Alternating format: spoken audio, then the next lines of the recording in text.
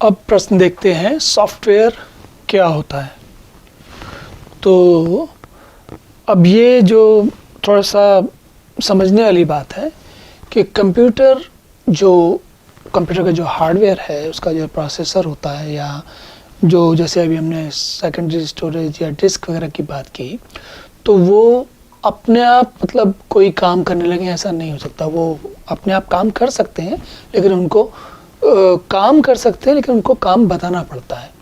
तो ऐसा नहीं है कि कंप्यूटर का जो हार्डवेयर है वो अपने आप ही सोचेगा कि चलो मुझे अब नया सॉफ्टवेयर लिखना है या कुछ नया काम करना है, या इसके एक काम की जगह कोई दूसरा काम करना है।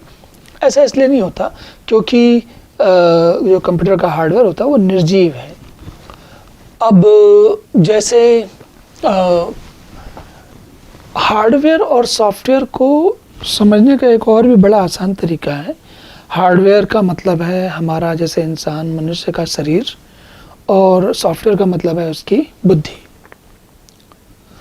तो अगर हमारी बुद्धि में कोई ख्याल नहीं है, कोई चीज़ नहीं है, तो हम काम नहीं कर सकते।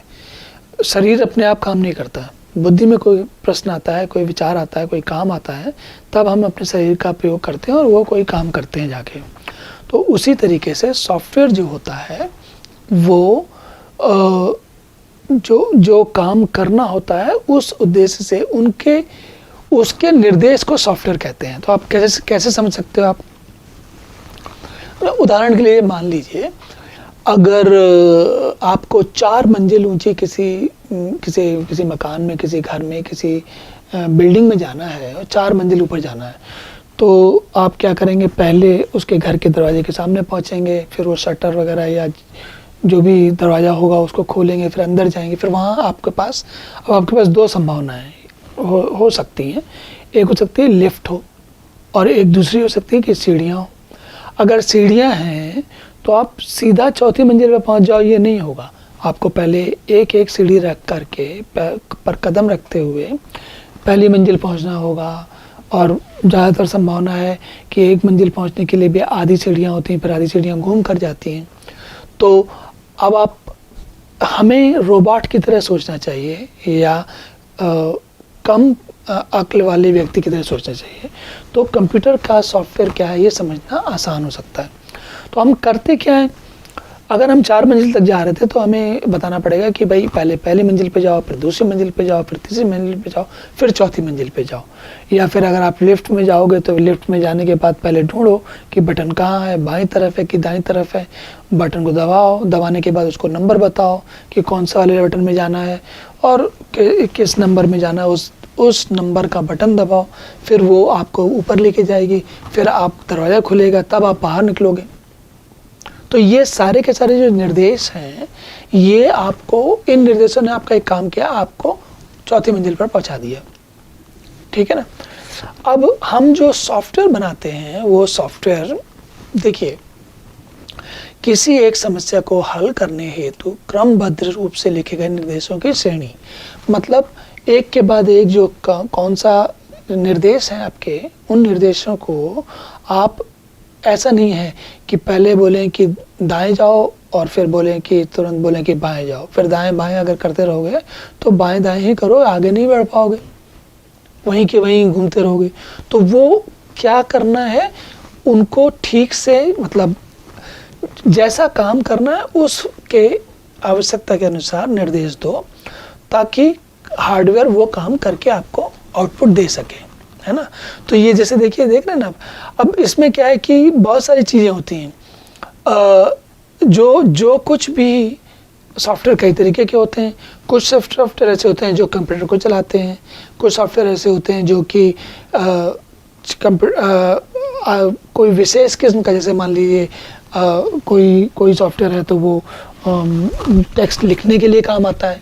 तो कोई सॉफ्टवेयर है जो कि जानकारी को टेबल से सारणी के रूप में लिखने के लिए काम आता है, जैसे एक्सेल होता है, एक वर्ड होता है, या फिर ग्राफिक्स बनाने के लिए मान लीजिए कोरल ड्रा होता है, या फिर एडोबी होता है फोटो को ठीक करने के लिए। तो ऐसे नए हर सॉफ्टवेयर का एक अपना सुनिश्चित कार्य होता है, और जो सुनिश्चित कार्य होता है उसके हिसाब से ही उसे करना होता है। अब ये जो सॉफ्टवेयर शब्द है ये बड़ा सार्वजनिक है, सार्वभौमिक है, सबको सब जगह लगता है।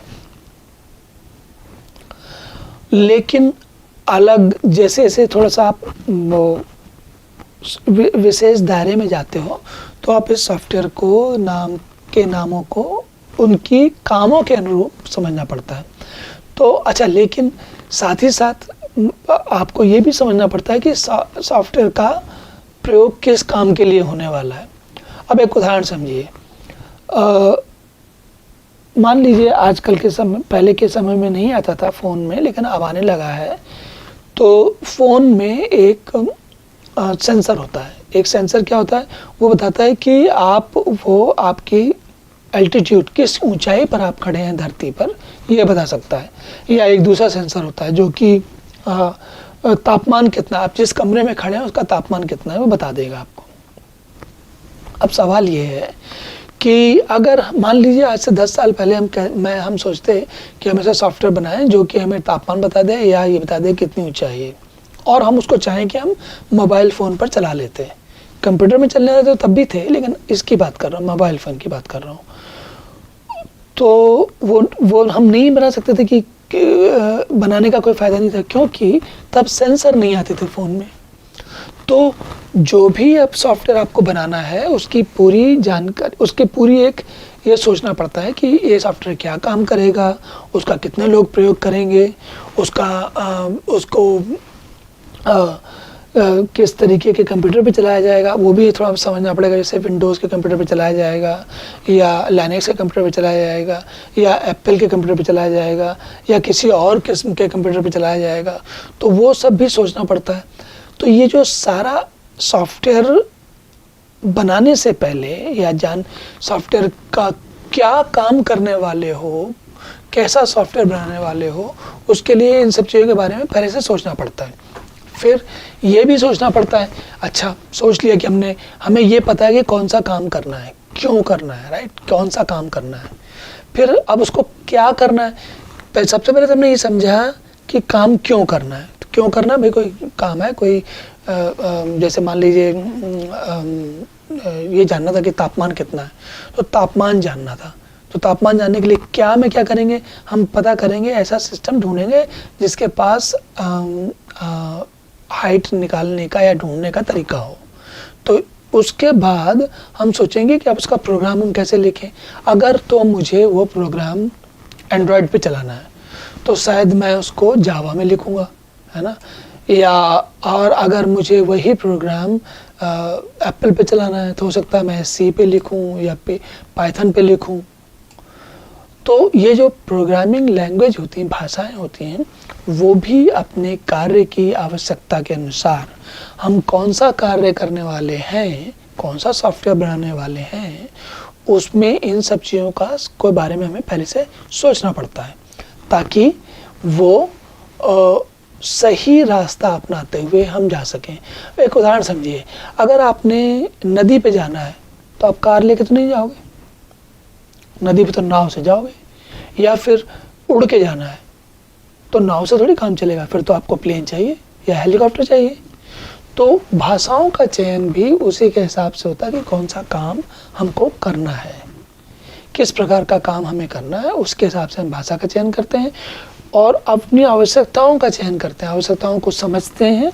और फिर उसके बाद जैसे आपने अक्सर सुना होगा कि एंड्रॉयड की ऐप है या आईफोन की ऐप है या विंडोज़ में चलने वाला प्रोग्राम है, तो वो कहाँ चलना है, क्या काम करना है, कहाँ चलना है, किन लोगों का प्रयोग करना है, ऐसे कई सारे प्रश्नों का उत्तर पहले से इकट्ठा करना पड़ता है, तब सॉफ्टवेयर बनाया जाता है। तो ये हमें ध्यान रखना चाहिए। सॉफ्टवेयर देखने में साधारण सी चीज़ समझ में आती है, लेकिन थोड़ा गहराई में जाओ तो समझ में आता है। और सबसे ज़्यादा ध्यान रखने वाली चीज़ क्या है, सॉफ्टवेयर जो है वो इंटेलिजेंस है। इंटेलिजेंस मतलब बुद्धि, मतलब कि सोचने समझने और काम करने की और आगे बढ़ने की क्षमता।